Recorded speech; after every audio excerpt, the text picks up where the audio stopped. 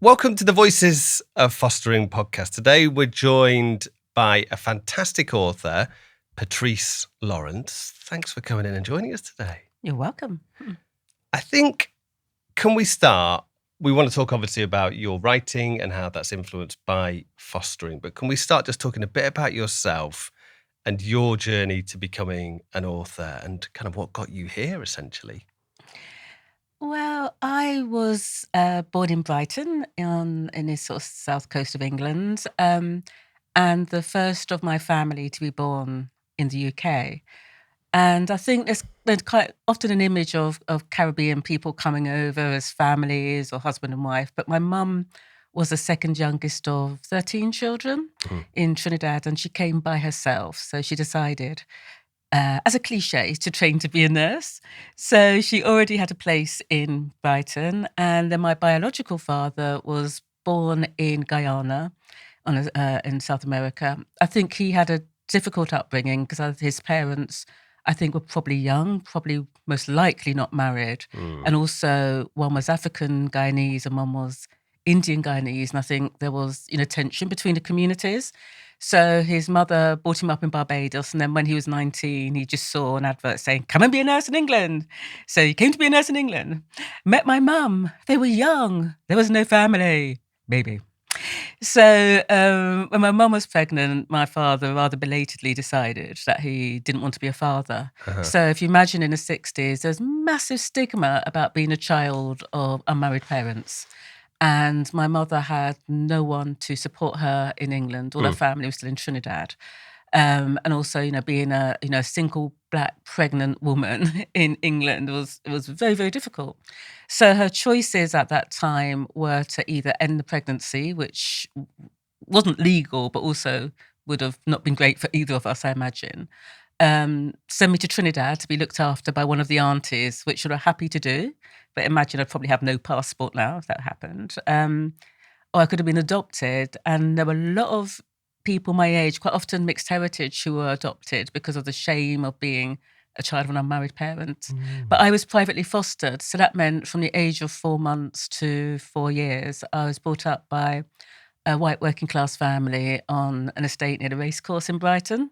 So my foster mum, Auntie Phyllis, was a widow and she had 2 teenage children. And she was a toilet attendant. And I think one of my big beefs is about the demonisation of white working class communities in England, because she taught me to read when I was 3. And I was one of those children who always goes like, why? Which I think is why she taught me to read. So I find out for myself. And I joined the library. So I was surrounded by stories from when I was very little. And she fostered my curiosity, bought me lots of books, always encouraged me to read. And then when I was 4, my mum came to take me to live with her because I was due to start school. And there was worries, I think, rightful worries that I was becoming too attached to my foster family. And when I went to live with my mother, it was one of my strongest memories that I still have of being taken from my foster mum and crying and feeling so powerless about not wanting to go with this stranger who was my mother, even though she came to visit me and wanting to stay with my foster family, quite a traumatic thing. And it's one of those things that has certainly influenced when I write picture books, remembering how little children have really strong feelings and emotions, but how we as adults don't always listen to them or we feel uncomfortable for them. And I think picture books are something that can help with that. But then going back to writing, my mum's a massive reader, absolutely massive reader. And one of the ways we could build some sort of love language together was through books. So she would read books and then give them to me to read. And it was a way of creating a conversation. So even as adults, we're not particularly close, but we still send books to each other. And that's kind of like our love language. So books and stories, thanks to my foster mum and then my mum, and also my biological dad's a massive reader as well. There's always been stories in me, so it's always been part of me. But because of the books that I read when I was growing up, there was never any sense whatsoever that I could be an author, because every author was white and dead. and mostly Enid Blyton. And some of the books were also incredibly racist. I mean, very overtly racist. So it made me, as a child, believe that, one, I didn't belong in books, but also there's absolutely no way that someone like me could be an author. And it took years and years and years for that to change for me. So the inspiration was there from 4, by the sound of it, from the age of 4, like quite early on in your life.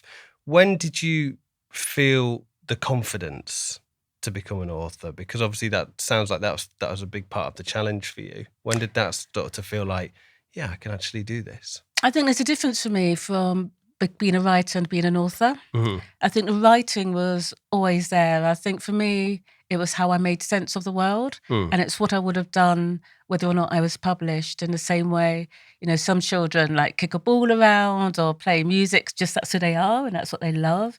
And for me, it was just creating stories was a way of like calming my brain and a way of making just sense or creating a different world sometimes. I've got 2 much younger brothers. One's 9 years younger, one's 15 years younger. Oh, wow. So I used to write stories for them as well. Yeah, cool. And used to illustrate them about a giant purple rabbit that flew on a giant carrot over the moon and cheeses that grew legs and chased them. And I'm still paying for their therapy. But it was essential, like putting them in stories as well. So it was always like, gosh, and I remember in year 7 as well, when I started secondary school, writing my history homework about the Saxons in rhyming couplets. As you do. As you do, yeah. I think the teacher was like so happy to get something a bit different and gave me an A. But, it was just a way of like, how can I make this interesting? Oh, rhyming couplets. So I think that has always been part of me. Then at secondary school, I had 2 really good English teachers. Yeah. And it was pre-national curriculum, even though the books that we studied for English are exactly the same as the ones and the texts that and that was a long time ago in secondary school.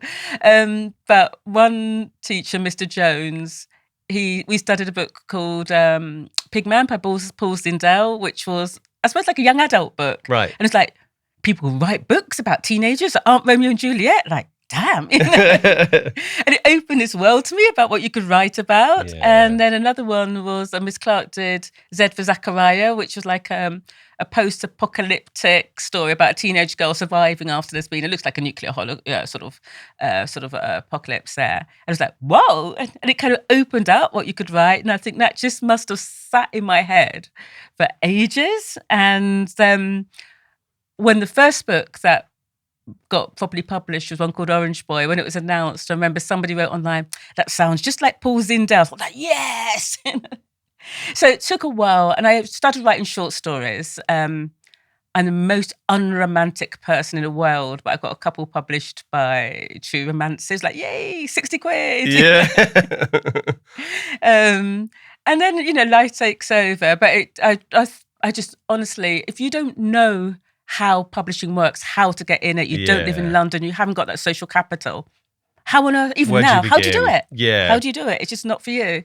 Well, I think it's so lovely, isn't it, when we reflect back on teachers or people that have inspired us in our life. And it's mad how you just can mention those teachers' names like as if it was yesterday still. That's What's lovely about it is actually the first... So I wrote a couple of books that were, after I got an agent, were like guided reading books for primary schools, which were inspired by sort of Trinidadian heritage. But the first book that I suppose started my career was one called Orange Boy.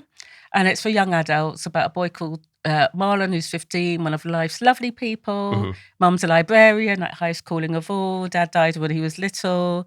His older brother's been a bit of a bad boy and he's promised his mum he wouldn't go that way. Then he goes on a date with a girl, first date, way above his league, on a fairground. She gives him something a little bit illegal to carry in his pocket, never done that before. Go on a ghost train, come out, she's dead. So I just wrote it literally as a start of something, as a prompt, and then sort of wrote, the rest of it. So that book actually got shortlisted for the Costa Award. It won the Young Adult Prize. It won... another prize, can't remember what that one was. But then the two teachers that I mentioned, both of them saw that online. Wow. And they both found me. I think one on Facebook, one on Twitter. Oh, my And they goodness. came back and said, How did that feel? It was so lovely. They said, we always thought, one of them, Mr. Jones, said there was only two people he ever met that he thought would actually be writers. And I was one of them. And Miss Clark as He well. recognised that. Yeah. So I could actually say thank you to them. And I've actually met them since as well, because they were newly qualified when I was at secondary school and they're now retiring. So it's literally, so since then I've met them as well. So it was really lovely to say that, to be able to say thank you. I mean, you talk really passionately about those people that have inspired you and about how sharing books can, I guess, help build these strong relationships with people around us. Can you just tell us a bit more about why that matters to you, the sharing of books and these stories and, the sharing of people, I guess, and interactions? Oh, in so many ways. Firstly, I think books just help you in some ways build relationships. So even from when I was at primary school, I lived in a cul-de-sac in a sort of commuter town called Hayward Heath between Brighton and sort of Gatwick Airport. And everybody in our street, more or less went to the same primary school and in and out of each other's houses. But we shared stories. And again, because even though my mum was brought up in Trinidad, a very colonial British country, and my stepdad, who brought me up since I was 4, is Italian. So he's sort of has a whole different life story. But, my friends would lend me stuff like Voyage of the Dawn Treader, there's one of Narnia stories. And somebody else had Nancy Drew and someone else. So we'd swap stories and swap books. And it was a way for me also giving me a bit of cultural capital, because I don't know what it's like to be English, When you grow up black in England, people don't presume you're ever English. So you're trying to find this ground of how to belong. And I think stories can help you do that, and they can help give you that cultural capital and those points of reference that help you to belong. Also, I think stories, when I became a parent, even though I loved books and I loved stories, it never occurred to me to read to a baby. It just didn't. But then when my child was 9 months and it went to get their vaccinations from their dad took them, and they came back with like a book trust bag of books. And I was like, what, read to a baby? And then there's just that joy of like propping my little one in my arm. And then it was Helen Oxenbury, the illustrator. Yeah. And there were board books, and they were called, I think one was called Clap Clap.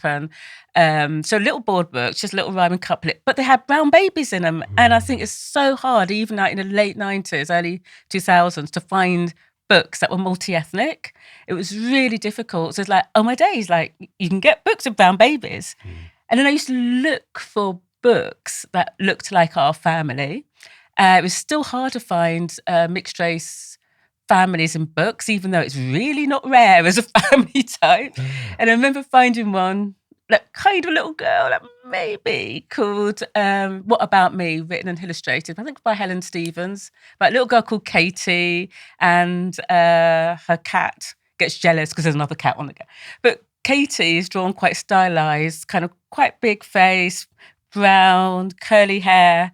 And my baby used to kiss that picture of that child because they thought it was me. And at that point, I just thought, if a baby sees their world represented, a baby, why am I not writing stories about ourselves? Because I only wrote white characters, because I was so, not even convinced, it just was so part of me that people like me in my messy shaped families didn't belong in books. Because again, me having 2 parents that weren't married, and then my mum was with Angelo, and Angelo would always call me his daughter from when I was, when I was with him. But there's a kind of stereotype of Italians being slightly Mediterranean. Angelo is the fairest Italian you've ever seen. He's only 5 foot as well. So he would always say, this is Patrice, this is my daughter.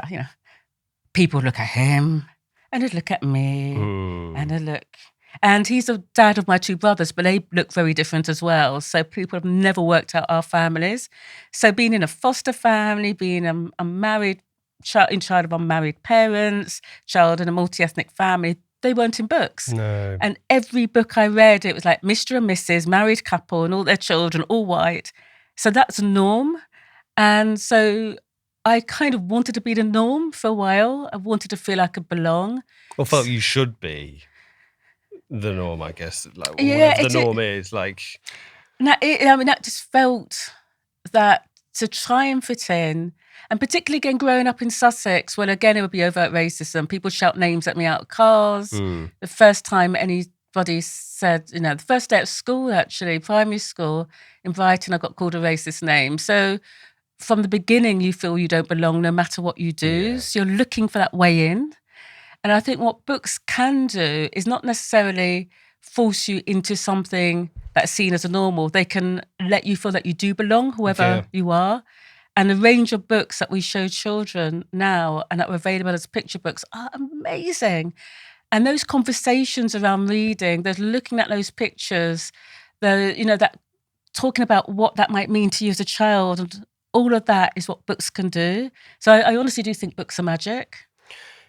And I think that is massively reflected in book clubs and how, everyone can have the same book in front of them, but different backgrounds, different people have different takeaways and different interpretations of that book. So I think writing about you and your background, really important for people to then take away from it what they want, I guess, isn't it? That's an important part of it. Kind of. I think when you write about your own background, it can feel quite fragile putting yourself out there, because I don't want people to judge my mum for having an unmarried child. I don't want people to do that. And what I do want people to understand is that families can be all shapes and sizes. Yeah. And that we should stop seeing a heterosexual married couple as what everybody should aspire to, and that everybody else is peripheral, because I patently believe that's not true. Yeah, I agree. And I mean, of course I do, in my own, because of my own background. And I think, I was at a school recently and I was talking about one of my young adult books called Indigo Donut. And I kind of wrote most of my books and I'm furious about something. And Indigo is 17. She's been in foster care. It's a sort of slightly traumatic backstory. But I wrote it because I was furious at that time that children who were 17, foster children who were 17 were supposed to leave their foster homes when they got to 18, unless they were in residential care. And I just thought, hang on, I've got a teenage child. I could never imagine saying to them, okay, you're 17, go now. Yeah. How can we treat children that way? So I was like really, really angry about that. And I talked a little bit about that, but also how this, how Indigo has got siblings named after colours of the rainbow, like scarlet, coral, primrose, teal, bluebell, indigo, violet. But they were all taken away from the mum at birth. So Indigo knows she's part of this rainbow, but has not met most of her siblings. So I talked a little bit about that. And then there was a young woman who was like, I think it was year 8, who waited to talk to me afterwards to say that actually she was in foster care, that she had many siblings that she didn't know. Also talks about another book called Is That Your Mama? A picture book I'll talk about in a moment, but about how children are often asked intrusive questions by adults about their families. And I talked about that, and she wanted to say that, she's often had foster carers who are a different ethnic group from her, and the questions. But also, more importantly, she talked about wanting to be a writer.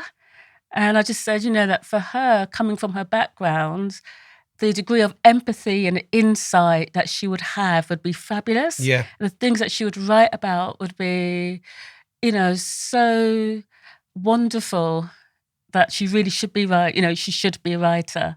So I think books can do that, as well as reflecting experiences and creating conversations.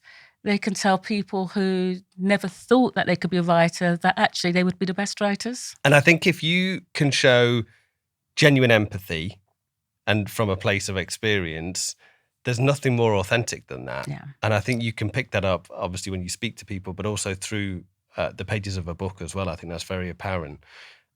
Could you share a little bit, Patrice, just about your role in foster care and the kind of work you're involved with now? Sure. Yeah, before I became a full-time writer, I worked for a few different sort of charities, not-for-profit organisations that supported families and children or social justice. So I spent a long time with an organisation called National Children's Bureau, working around sort of policy and practice, a lot of it around early years and about how we give young children a voice, Yeah. and how we support nursery workers to understand that children come from all different backgrounds, but actually what happens from very young is that children kind of learn what is seen to be as, a hierarchy, whether it's white people at the top and black people at the bottom, or married couples at the top, all of that. And as nursery workers, we can change that, and we can support all children. And I worked for another organisation called Family Rights Group that worked with families involved with social services. So I run a project for them, but also interviewed kinship carers, so friends and family looking after children, also care experienced young people as well about their experiences in care. So I've done lots of bits and pieces like that. Also another organisation that worked with organisations supporting the families of prisoners. And if you think about, how many young people are being looked after by friends or family because maybe their parents or parent carer is in prison. Yeah. And even last week for National Literary Trust, I've been delivering workshops in women's prisons in a project called Read Connect to support them in how you create stories for children or with children and for children. So I took in one of my books there, and we sort of talked about that as well. So lots of different ways I've kind of come into it, but a lot of it, I suppose, starts off with my own experience as well. And also, again, talking about being angry about how even in children's books now, we still have that nuclear family quite often as a default in books. Yeah. And I think we should do a lot better. Yeah. I want to ask you about recommendations and book recommendations. We'll do that in just a second. But I can tell you're very passionate about what you write, and you spoke a little bit about feeling this anger before writing. Do you find as a process writing about these subject matters, you're ahead of me here, aren't you? As a process, it's therapeutic to you, or what does the physical act of writing do for you? That's really interesting. So it might be therapeutic, I don't know, but I think the problem is it's so easy to feel helpless. Yeah. And I think if you can write a story where you give someone humanity, then, and because I go into a lot of schools and I talk about myself, because I think if I'm putting myself out there, I don't want to write about children who are fostered as a sort of slightly sensational, voyeuristic thing. It's coming from, experience. Also, my biological father was in prison for a month. He forged a cheque with nothing, but he was in prison, which meant that he couldn't be a nurse anymore, which meant he became homeless, and he was on the streets and died in his late 40s. So there's quite a lot of bereavement in my books. There's quite a lot of imprisoned parents in my books. And again, I think I'm at an age now where I feel I can talk about the experience of that. And by doing that, particularly in schools which are in poorer areas, it feels really important to talk to that, because I absolutely know that there are going to be children who are care experienced. There are going to be children that experience family imprisonment. Yeah. Children that, so they don't, when you have something difficult like that, you quite often lock it inside you, don't you? You don't want to share it because it makes you feel vulnerable. Yeah. But to read it in a book and know that you feel seen is such an amazing thing. You're not alone. And two, to have someone like me stand up and say, as a working class woman from Brighton, and I've done all these, and I've become an author, and I write about these things because I'm passionate about things. I want to give people who've had all those challenges humanity. I think that maybe that's a therapy. I don't know. Yeah. But I just think it can help, and it can change, even if it's just a little bit. It can change somebody's world just a little bit. 100% agree. And I think I work in mental health in support, and the biggest power and the biggest tool, if you like, we have in our toolbox, if you like, our mental health toolkit, is lived experience. Yeah. And if you've got that, you can show true empathy and you can help people. That's my theory anyway. Yeah. Right, let's end, Patrice, just by saying this. If you could recommend just one book, this is a hard question, I know, or let's give you two, kind of your own or someone else's, for foster carers listening to this, or anyone really thinking about fostering, what would it be and why? okay, I'm going to do 2 books because that I've written both because they're different ends of the spectrum. So the first one is a picture book. Is That Your Mama? Yeah. And I wrote it because my child's, particularly when they were a baby, looked very different. They're much fairer than me. They looked, long straight hair. But I just thought, we're not in Sussex now, we're in London. Yeah. It's not unusual.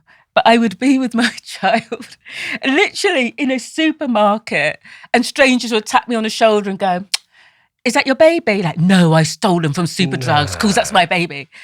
All That the literally time. happened. All the time. I was in Trinidad once with them and about 4, and we're just like minding our own business, walking along the street. It was rush hour in Trinidad. A woman slowed her car, and as she slowed, she wound down the window and said, oh, is she yours? How would that make your life better? So that literally happened. What right does somebody else have to ask you that? I'm nosy about people, but I keep it in my head. Yeah, exactly. So it happens so much, it starts to undermine, you. So when I announced that I was writing that book, that's a book that I had the most responses to on social media.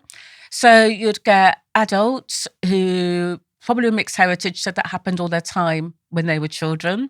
But also what you got was parents now of children. So particular women who were South Asian or East Asian said they were often mistaken as a nanny all the time. But also you've got children living with grandparents, children who are fostered, children who are adopted, children who are biological but just don't look like their parents. So my youngest brother looks very, very different from Angelo. So all the time we get, so who's that old bloke you're with? Actually, that's my dad. And it's, should I carry around my DNA results? Yeah. So what I wanted to do was write a book that gave small children a tool to respond to that. And it was very difficult because children are often told, be polite to adults. Adults are always right. They're not. Sometimes it's none of their business. So I've got a little girl called Josie, lives with her mum and dad and brothers and grandma, and they all look very different. And at home, it's fine until they go out. And it's like, is that your mama? Is that your mama? So she starts to feel quite undermined. Yeah. Eventually, she has a globe and puts little stickers in all parts of the world where she has friends and family. And then she has a T-shirt with a gold star to remind her who she is. I thought, still, we need to go a bit further because it's not about her, it's about other people. And then they go to the park and the ice cream man gives the ice cream and she can see it happening. But he looks at mum and he looks at her and he looks at her and says, is that your mama? And what she knows is that she can say thank you politely for the ice cream and then walk away without answering his question. So he has that power of silence. That's the power, isn't it? Literally, it is. You take that into, you decide whether you want to answer that question or not. Exactly. And if you don't want to, you don't. Yeah. Exactly. So that's the other other great message. The other one, the other end is one called. So that's called Is That Your Mama? Is That Your Mama? Okay, that's published by Scholastic. Yeah. And the second one? And the second one is called Needle. So Needle won the Little Rebels Award Prize, which is a prizes that promote sort of social justice. I'm actually shortlisted for the Carnegie Award as well. And it's published by Barrington Stoke, an amazing publisher. Every single book they publish is dyslexia friendly. Oh, wow. So they're short. They edit your words to make sure that they almost get stumbled over. They look at the font, they look at the paper, and so they sell it for reluctant readers, but therefore for everybody. But every single book is dyslexia friendly. So this is about a black girl called Charlene. She's 15. She's it's called Needle because she knits a lot, and that's quite therapeutic to her. That's her way of almost like a meditation. Her mum died 2 years ago and she's been separated from her younger sister who's called Candy. So Candy lives with her dad. Charlene hasn't got a dad, so she's in foster care. She really wants to see Candy, and Candy used to love dinosaurs. So she's knitting this blanket with a dinosaur in it for Candy. She's with her foster mum, Annie, and they get on really well, actually. But today, Charlene has had a bad day. So she goes into school and it's a supply teacher, But actually, supply teachers are really good. They're great. But there's that one girl in class who knows how to wind Charlene up. And she does. And Charlene sort of bursts and gets taken out and has to sit by the head. Then later, whether she meets up with their mates, they're in, I don't know, like a Superdrugs. And because they're loud, the security guard is following them around. And her mate throws her a little pot of foundation. She drops it breaks. So Charlene gets in trouble for that. Bad day. Gets back home, and then Blake, her foster mum's son, is back from university, annoyed that Charlene has his room, and he unravels her blanket. So she stabs him in the web of his hand, just with a knitting needle. Mm-hmm. But because she won't say sorry, she gets drawn into the criminal justice system. So it's her voice, and it came about because during lockdown, I was part of an advisory group for the Howard League for penal reform. Right. So they do a lot of criminal justice reform. And their then legal director, Laura James, wanted to write a anti-racist guide for lawyers because of the disproportionate amount of Black people in different levels of the criminal justice system. Mm-hmm. And Laura's white, so she wanted to assemble a group. So it's on Zoom, and it's like, barrister, solicitor, magistrate, lecturer. Hi, I'm Patrice, I'm a writer. Yeah. But there was one guy there, Gary Green, who's now a barrister, now a King's Counsel, working class Black guy from London who didn't get into law until he was 30. And he talked about being expelled from school all the time and how annoyed his mum was getting at him. And he said that once he and some friends were bad-mouthing a teacher, and he was the only one who got picked on by the teachers. And he was told he had to write a letter saying he was sorry. So he wrote a letter saying, "Dear Mr. and Mrs. So-and-so, I've been told to say I'm sorry, but I'm not." And we talked about that whole idea again. It's like, well, just say you're sorry. Yeah, but what if you're not? You've told me not to lie. Do I lie? Do I say I'm sorry? Yeah. And the idea, if you can lie and pretend to show remorse in the criminal justice system, then you're okay. But Charlene's not sorry. But that means she gets taken away from her foster mom. She puts in residential care. And I wanted to write from a first person point of view, from quite a loud Black 15-year-old girl, the girls and the children who are quite vulnerable because they're experiencing grief and they're frightened, but they're seen as acting out. So they get penalised for that. Yeah. And I wanted and how also they're treated as adults quite often when they're children. So I wanted to show that. And actually that book now gets used to train solicitors in vulnerable children. Won prizes, all of those things. And it was really a way to give her a voice, So again, I think for foster carers, it's a way of just showing that when teenagers feel vulnerable and experiencing bereavement and possibly racism as well, that actually will act out. And so it's a way of exploring that in a safe way, I think, for people who read that. Some amazing stories and messages for people who are interested in becoming foster carers or are foster carers right now. So I think those two stories as well, was it intended that they sort of line up in their messaging a little bit, don't they? The girl at the ice cream van who's made a decision that she didn't want to answer a question, and then Needle, the girl who didn't want to respond how she's been told to the criminal justice system, I guess. It's a similar message, isn't it? It's like empowerment and identity. Yeah, and I think, having worked partly, I suppose, in children's rights organisations, but also, I do passionately believe that we don't listen to children enough. Yeah. And that from a young age, you're trying to shape them into a certain mould. Yeah. And so again, through writing books with children and teenagers who are the main characters, you can give them that voices. And because books are a safe way to explore difficult subjects, that's not only just for young readers, I think that's for adults as well. So it's basically me shouting at adults, but in a safe way. Yeah. Perfect. Listen, thank you so much, Patrice, for coming in today and talking to us. We're definitely going to check out those two books. Is That Your Mama and Needle, and the rest of your work as well. Thank you for coming in. Thank you for inviting me. It's a pleasure. Thank you so much for joining us for another episode of Voices of Fostering. If you'd like to find out more, head online and search National Fostering Group and make this the year you foster.